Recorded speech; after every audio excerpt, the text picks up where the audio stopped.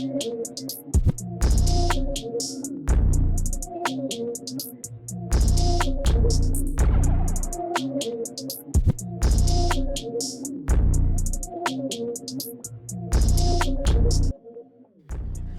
right. Ready? Yeah. No, it's my lips messed up. Yeah. What's up, everybody? Thank you for joining us for another episode on the Light Pod. I am your host, Pastor Ronald Devon Riley, and with me I have my amazing co-host. Co-pastor Amber Riley. And we are just so delighted to be with you today.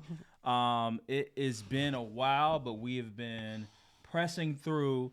And tonight we want to kind of give you a recap of what we talked about on Sunday. Yes. First off, let me just set the stage and then go from there. So we were basically coming from Genesis 4, and it deals with the story of Cain and Abel and how they were brothers, and one brother slew the other brother. But before the act of murder happened, God had warned Cain, and he tells him in verse 7, he says, "If thou doest well, shalt thou not be accepted? And if thou does not well, sin lies at the door, and unto thee shall be his desire, and thou shalt rule over it." So, looking at that, we have something that has taken on a second life form. First, we understand that we are dealing with an ancient battle for the soul in this text. We know from the beginning that sin was active, it was aggressive, and it was personal. We know that it was lying dormant until Adam and Eve bit that apple. Once they bit that apple, we've seen the first form of sin. One, disobedience, and then two, the consequence of disobedience is death. Yes. Okay? Now, we know and we understand that while Adam and Eve didn't die physically, they did it's not even kind of, they experienced a spiritual death. Right. And from that, when we look at the second generation, we now have sin, and it's this thing that is waiting at the door. It also brings us this other part of a negative part of sin when its desires not controlled. The first desire was not controlled was that Eve seeing that the apple was good to the eyes. Yeah. She saw the pride of life, and she saw that it would be good for her, and she took it. Now we see this aggressiveness of the buildup of sin to where now God says it's waiting at the door. All right. And he says it desires. So that gets to more that sin can take on this life form where it actually desires to take hold of a person. But he warns them and he tells them that you are supposed to rule over it. Right. And the moral of that story went, Cain allowed sin to rule over him, which brought about the third form, if you will, which was murder. Yes. Your thoughts on that? There was can you read I don't know which verse it was, but when thou doest well. If thou doest well, shalt thou not be accepted? Mm-hmm. And if thou does not well, sin lieth at the door. Yeah, and that it kind of stuck out to me. It stuck out to me Sunday. Just in the fact that the separation between, because then you went to, I want to say you went into Luke. Yes, we went to Luke 22. I guess you be paying attention. I do. All right. In Luke 22, it says, and the Lord said, Simon, Simon, behold, Satan have desire to have you, that he might sift you as wheat. But I have prayed for thee, that thy faith fails not, and when thou art converted, strengthen thy brother. And then you also mentioned the verse, be angry, but don't sin. And sin not. Sin not, yeah. And so taking all that and going back to Genesis, and when thou doest not well, that is when we are vulnerable within ourselves. This whole thing, just when you start talking about emotions and what we decide to do with our emotions, you know, it hits me just because of the work that I do. And so in realizing that it is okay to have the emotion, be angry, be sad, even know what your weaknesses are, but realize in those weaknesses, that is where sin is waiting to take over. Right. Our emotions were never meant to rule over us. They're just here to guide us, but we need to then control our emotions. Right. Yeah. And one of the key points that we took away from that passage was the battle is always more intense than it looks. It's not just a bad choice, it's a spiritual assault. Right?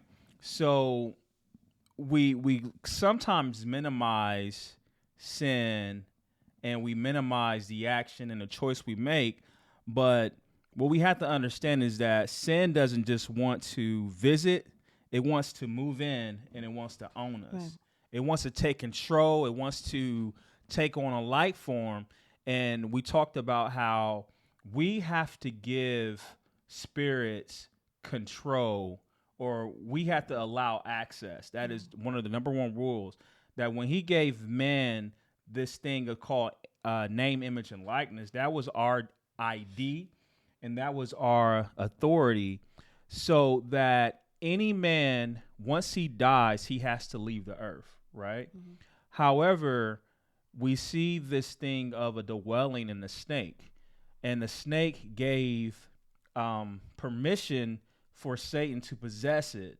Once it possessed it, we see the result was that it was cursed. So sin takes on, and sin is not only something that is our enemy, but it's actually a spirit that we can at any time let in. And that's why we looked and said that what is waiting at the door, you know, what is waiting at the door, and we have a choice to either ignore it, destroy it, or let it in. All right. Any thoughts on that? If not, we can move on. All right. Go ahead. All right. So when we look at this, again, we're looking at something like self-control, repentance, and humility. Again, Cain had a choice. He chose not to.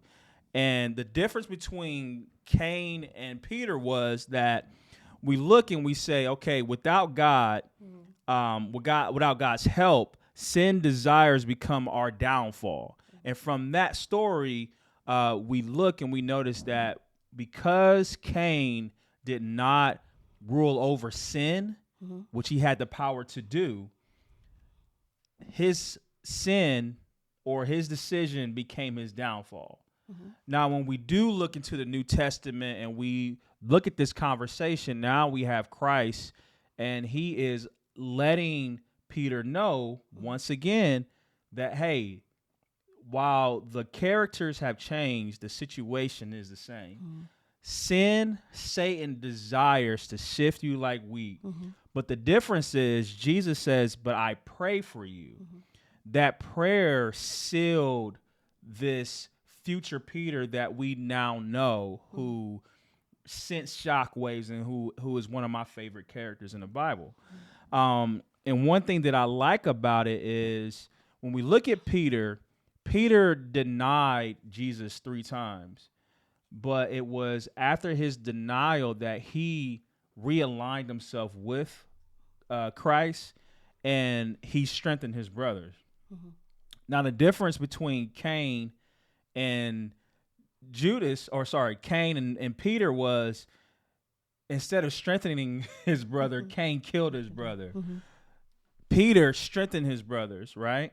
At the same time, there's another person, which I just mentioned, it was Judas. Mm-hmm. Judas let the devil enter him, and because he failed to repent Mm-hmm. and turn from his wicked ways, the result of his action was death. Mm-hmm. Now, we will never know what Judas could have been. Right. We never know. In fact, do you know the person who replaced Judas was named Judas? I don't think I knew that. Yeah. So there are different things that we can see, but the difference in both stories is that Jesus was the different maker, and what we have to understand about Jesus is it's his grace. It gives us power to overcome these things. Mm-hmm. So the key thought that we left there was we are not left alone to fight this battle. Mm-hmm. Jesus fights for us, and through prayer, his mercy, and restoration, we can always attain this new life in him. Thoughts? Yeah. He gives us a way of escape, and that escape is giving it to him. So even Mm-hmm. in our downfall or where we fall short, in acknowledging where we have fallen short and then choosing to not just take that in and ponder on it, which would have been, Judas. That's where the devil likes to keep us. Yeah. In that frame of mind, like, oh, I messed up now, I'm too dirty, or, God is not going to love me anymore. Yeah. But instead, when we realize what our weakness is, hold ourselves accountable, Right. take that to Jesus with that acknowledgement. I understand that I have this weakness. Now I'm giving it to you, because in Jesus' hands, Yeah. everything That's comes beautiful. that way. Mm-hmm. And one thing that we can take from this message is Satan, while he's the father of sin, he's the father of lies. Mm-hmm. He was present in this story, yet the magnitude of the move that he was looking to make, we see the result of both. Okay. Mm-hmm. And one of the things that we talked about Sunday was doing an audit on your life. Mm. Because what we notice is this God in both stories acknowledged that Satan was, in so many words, waiting. Mm-hmm. He was waiting. He was lurking in the shadows.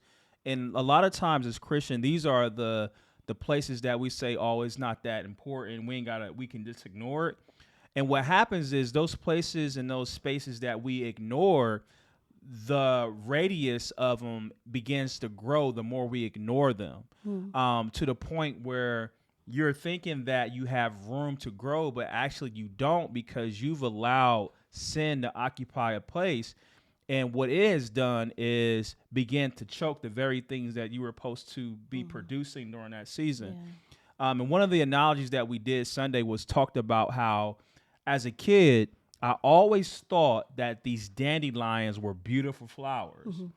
The how they would grow and how they would have these little white things, and now I know they were seeds. Mm-hmm. And then how all of a sudden they would sprout up a lot in one little circle. Mm-hmm. And then what would happen is they would begin to blossom and they would be yellow. Mm-hmm. But I didn't at the time have the knowledge. I think I was maybe in the third or fourth grade. But now looking and reflecting on that, I realized that these were not flowers, they were weeds. Mm-hmm. And, riding down our neighborhood right now, you can see the difference between a grass that has been treated, mm-hmm. a grass that has taken the steps to say, let me care for you and let me tend, let me make sure that there's no weeds growing, versus a house that has ignored the fact that this is not a flower, it's a weed. Mm-hmm. And what happened is, once you see one, there's millions that follow. Mm-hmm. And that's the same thing when it comes to the spiritual world. We go through life and we don't understand that we think it's just one sin, but that one sin also has relatives. And sometimes, depending on the scale of possession or the scale of sin that you've allowed come in, like the man, he said, Legion, we are many. Yeah. So when I look in, and even when you go outside, when you look, you are seeing legions of dandelions. It's just not one. There's legions of dandelion. So I would encourage you today to audit your life, pull out mail, pull out warning things. If the doctors told you to watch something, revisit, don't ignore it, because a lot of times death happens prematurely when we are not following fundamental steps that we're supposed to be taking. It's as simple as, if you know you should be eating that cheeseburger because you got high blood pressure or whatever the case is, or you're eating that processed food or whatever it is, and you know that the result of this is going to end up, not only are you going to lose weight, you're going to gain weight, you're not going to feel healthy, but then it brings on other type of issues. These are the little things and the warning signs that God is trying to get us in this season to pay attention to, because all these things have been growing, and God right now, he wants to clean us, not only clean us spiritually, but we have to make sure that our lives are clean as well, because what is waiting at the door to take us out doesn't love us, wants to rule over us. And this was another thought that, I had. The enemy you ignore today will enslave you tomorrow. James chapter 1, verse 15, it says, then desire, when it has conceived, gives birth to sin. And sin, when it is fully grown, grows forth death. So we have to pay attention to these things that are in the shadow. You keep putting things away. There's areas in the house, even me. I got things that I've been saying I want to do for weeks. And I feel like God is really pressing on me to get some things in order. So I challenge you today. Look at what is lurking at your door. Look at and go outside. And when you ride down the street, look at all the dandelions and say, man, is this me? Is this me in the spirit? And say, how can I get through this? How can I get by this? Do an audit. Don't ignore the little things, because it's these little things that become giants, okay? So that will wrap up our set for tonight. It's always a pleasure sitting next to you and vibing out. I love you so much. I love you too. So again, we are the Language of Light, and this is the Light Pod. My name is Ronald Devon Riley Sr. I'm Amber C. Riley. All right, we love you, and we'll see you next time. Bye.